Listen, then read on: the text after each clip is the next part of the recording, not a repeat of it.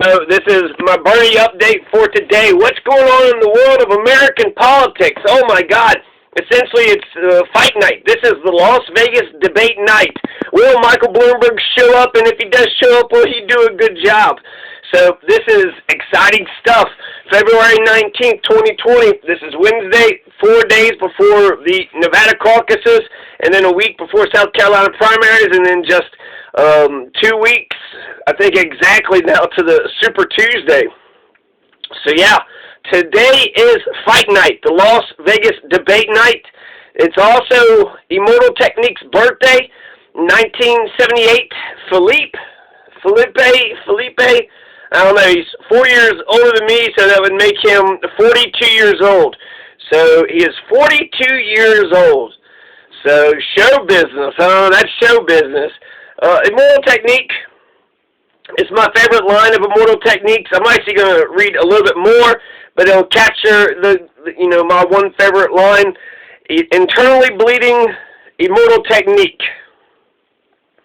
My mother told me that placing my faith in God was the answer, but then I hated God because he gave my mother cancer, killing her slow, like the feds did to the Black Panthers. The genesis of genocide is like a pagan religion, carefully hidden, woven into the holidays of a Christian. I had a vision of nuclear holocaust on top of me, and this is prophecy, the words that I speak from my lungs, the severed head of John the Baptist, speaking in tongues like Che Guevara, my soliloquies speak through a gun, painting slow motion like trees that reach for the sun. Nigga, the preaching is done because I don't got a DJ like Reverend Run. I curse the life of any man who kills benevolent ones. I never asked to be the messenger, but I was chosen to speak the words of every African slave dumped in the ocean, stolen by America, tortured, buried, and frozen, written out of the history books your children are holding. Written out of the history books your children are holding, internally bleeding, cold-blooded, stripped of emotion. I go through the motion, but there's no life in my eyes. It's like I'm hooked up to a respirator, waiting to die. Hooked up to the fucking chair, waiting to fry. Soothing electrocution currently used in my execution, producing thoughts at the speed of light. Burning confusion, I'm losing my sight. Breathing is tight, the evening is white. I made my peace with the Lord, and now I stand on his right. So, Immortal Technique, he never asked to be the messenger, but he was chosen to speak the words of every African slave dumped in the ocean, stolen by America. And then it goes on, tortured, buried, and frozen, written out of the history books your children are holding, internally bleeding, cold-blooded, stripped of emotion. I go through the motions, but there's no life in my eyes. Talking about Che Guevara, talking about how, God's bullshit, and then the Black Panther, a whole bunch of stuff. So, I like the carefully hidden, woven into the holidays of a Christian, a pagan religion, all these pagan religions that, Christians celebrate. So anyways, there's a tribute to Immortal Technique. Whatever, I could have done better, but you know what? You could have done better. So yeah, happy birthday, Immortal Technique. February 19, 2020 is also the 10-year anniversary of when the FDA approved the license of Menveno Novartis, the meningococcal conjugate vaccine for people from ages 11 to 55. So this is another vaccine, a meningococcal. You want some meningococcal? Meningococcal. I heard that this vaccine is a 2-year vaccine, usually given it to people that go into prison populations because they're in close quarters. But a vaccine's a vaccine, right? Get your vaccine. So this is anyways, Menveno. So happy 10-year anniversary for Menveno vaccine. The FDA approved it, the license of it.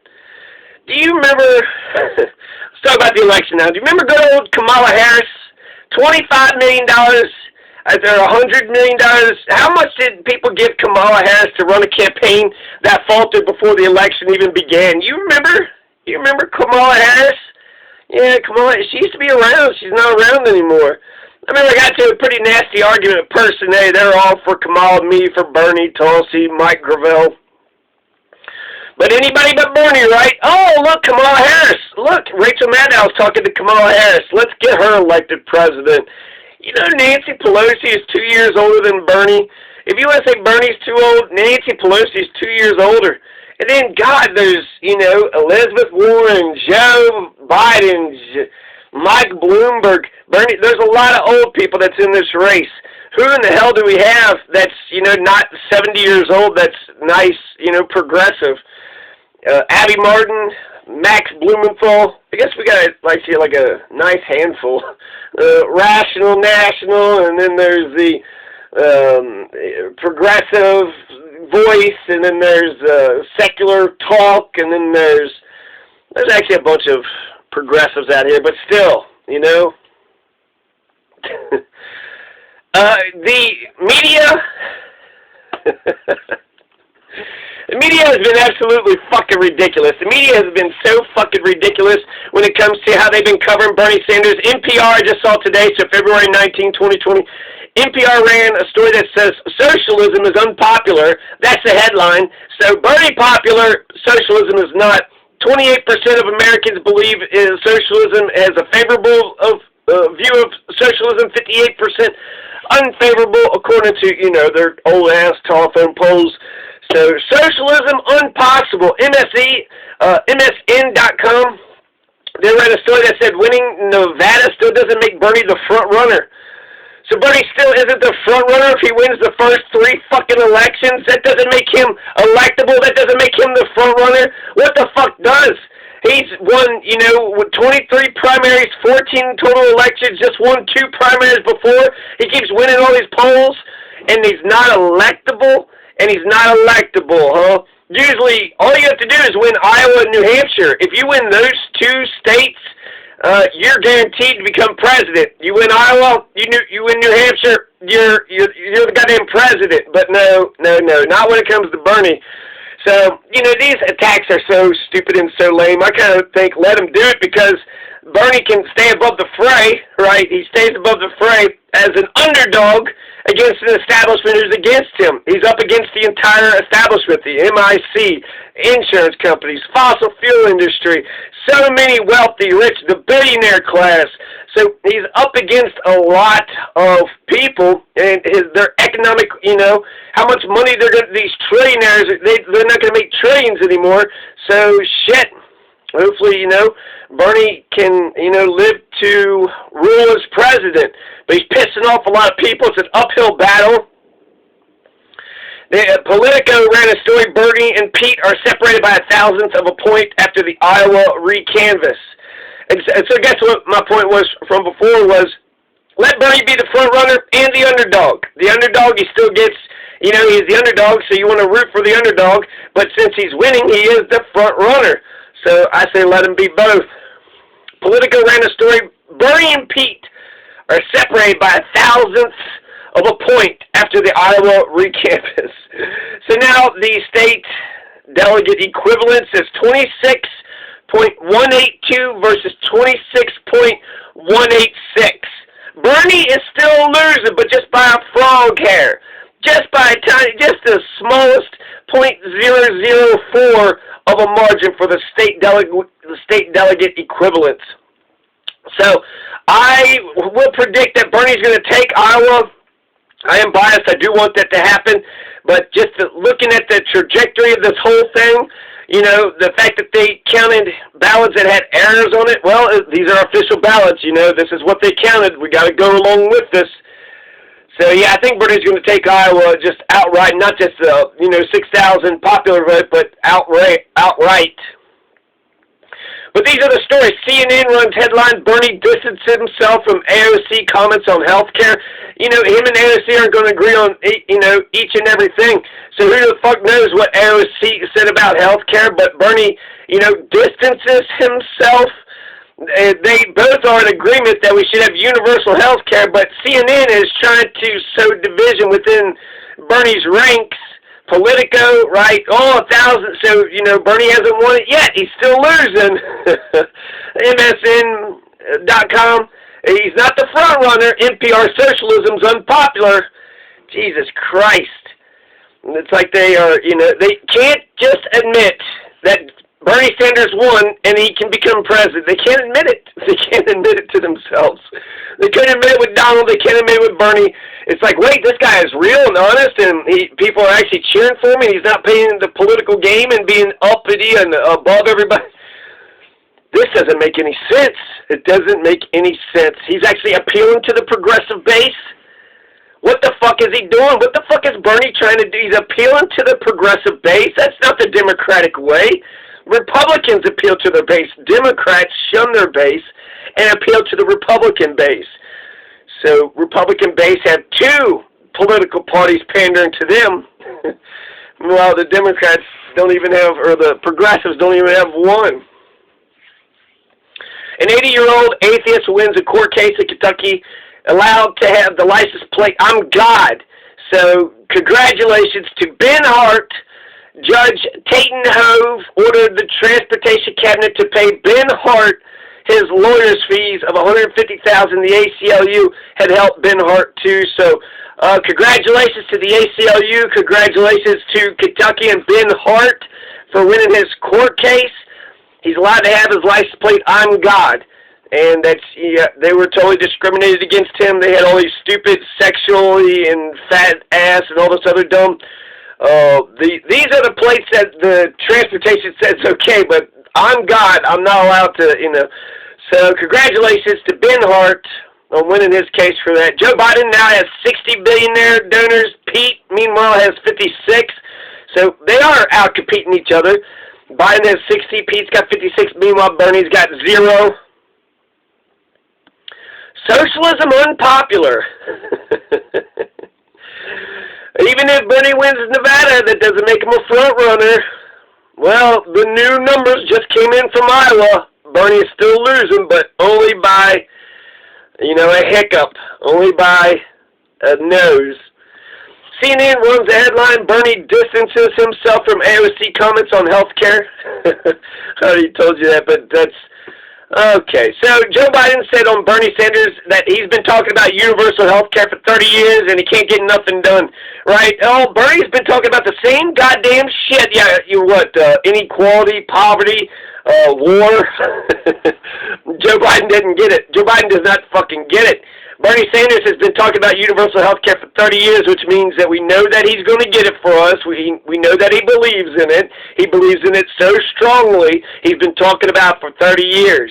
And Joe Biden wants to use that as an example that he can't get nothing done. Well, he can't get nothing done. You know, the man can't get nothing done. He's going to get us universal health care, but Joe Biden didn't get it because Joe Biden didn't realize that not having health care, being in war, having all this poverty, he didn't realize these massive structural issues were problems that we should have taken care of, you know, for the last 30 fucking years. Some hypocrisy. Then I'm a little bit pissed off about Julian Assange. We're going to go ahead and give 18 charges by the U.S. government onto Julian Assange. Julian Assange, who's who's an Australian, who has a website, you know, in Europe somewhere. And so he has a website in Europe, is a citizen from Australia. Well, how does America even get involved? But the U.S. government has put 18 charges. 18 crimes, 18 charges. Meanwhile, Donald Trump only had 2 charges. If you're going to impeach somebody, make sure you put, 18 charges on them. That's Julian Assange. You'll get, one of them will be a conviction. So, 18 charges. Donald only gets 2 charges. Chelsea Manning was jailed for refusing to testify. But Donald and his entire crew, I think even GOP lawmakers were refusing to honor the subpoenas. Fuck you, Congress. You can't subpoena us. Do that to the judge. They'll go ahead and, issue a warrant out for your arrest, or they'll throw you in jail for a year and a half like they did with Chelsea Manning. That's contempt of court. You're not going to testify, then you're going to stay in jail for a year and a half. That's Chelsea Manning.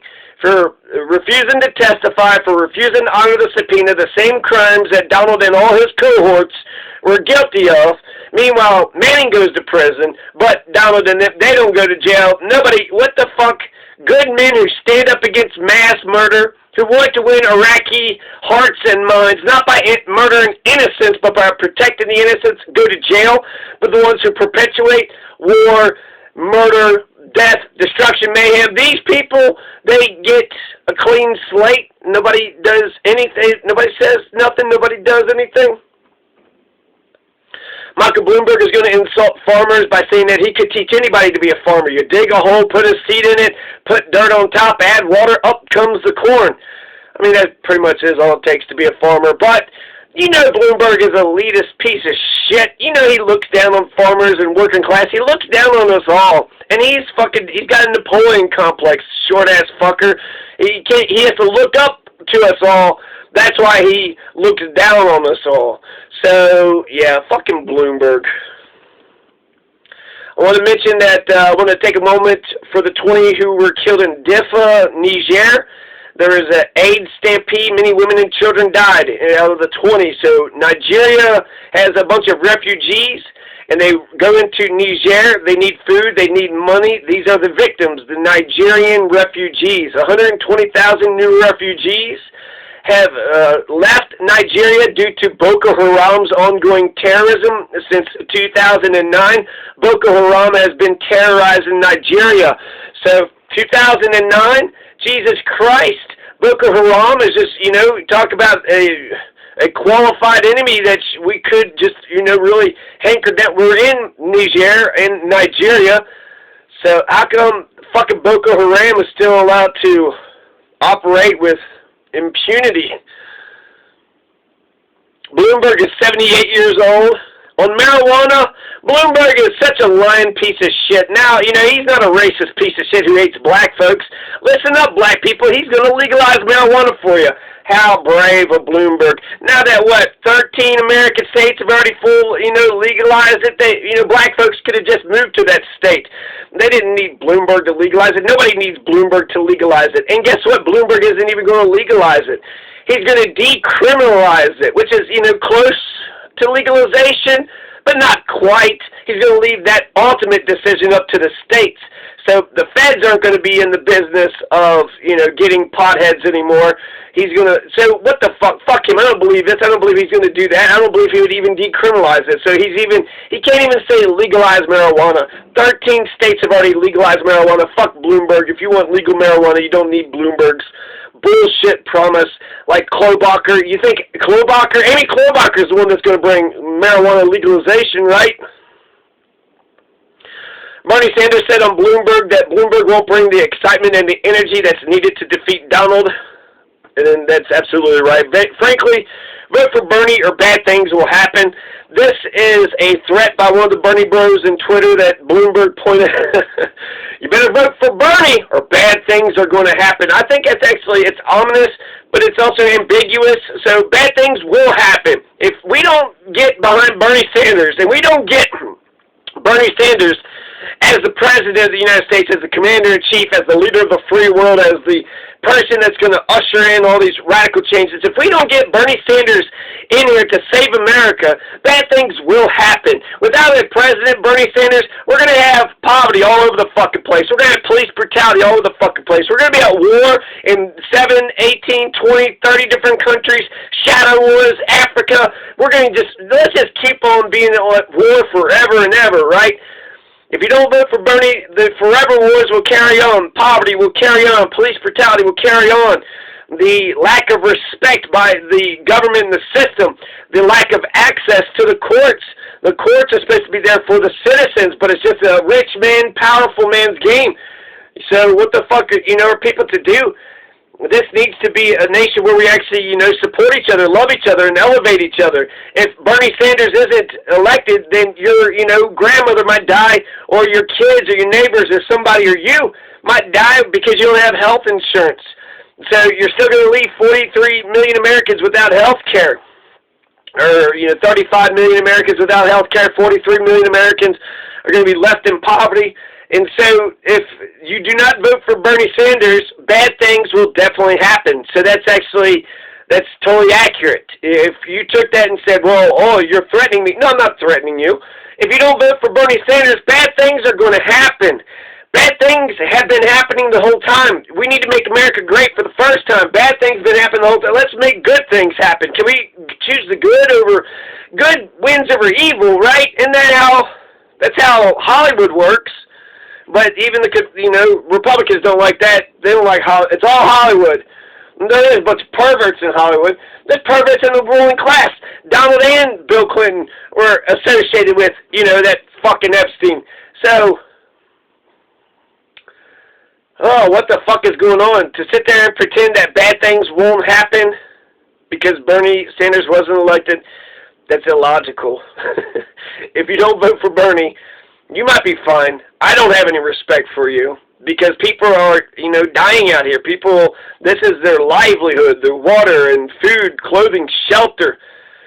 And if you can't feel the pain of your fellow countrymen, that's another thing. Get universal health care so when someone is sick and is dying, you can't just shrug your shoulders and be like, well, good luck with that cancer all by yourself with no health care.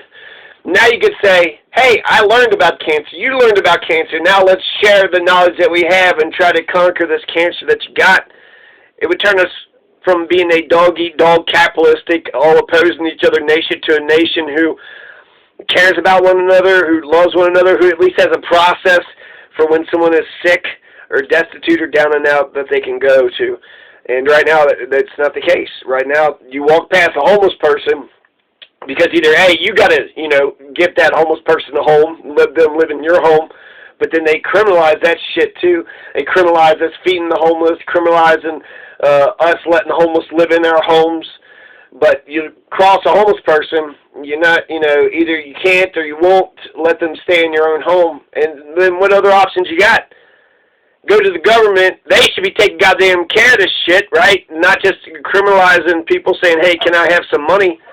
But, actually giving a damn about other people. Most of the Americans, I don't know how, I think the wealth is relative. If you're loved, are you really poor if you're loved? If you're loved, you're not poor. But, I guess I wonder how many people are actually like really, really hurting versus people are doing okay. And if a lot of you assholes are doing okay, what the fuck what's the matter with you letting other people not be okay? Well, I had to fight through this shit, and I'm going to keep the little bit that I got. That's Great Depression talk. Made Americans mean as shit. I got my little piece, I got my east side apartment. Fuck all the rest of y'all. I got mine. That's a terrible culture. So bringing Bernie Sanders, good things will happen if Bernie Sanders is elected, so therefore it's logical to assume that bad things will happen if Bernie Sanders is not elected. And, yeah, I'm glad that we have the Bernie Brigade. I like that.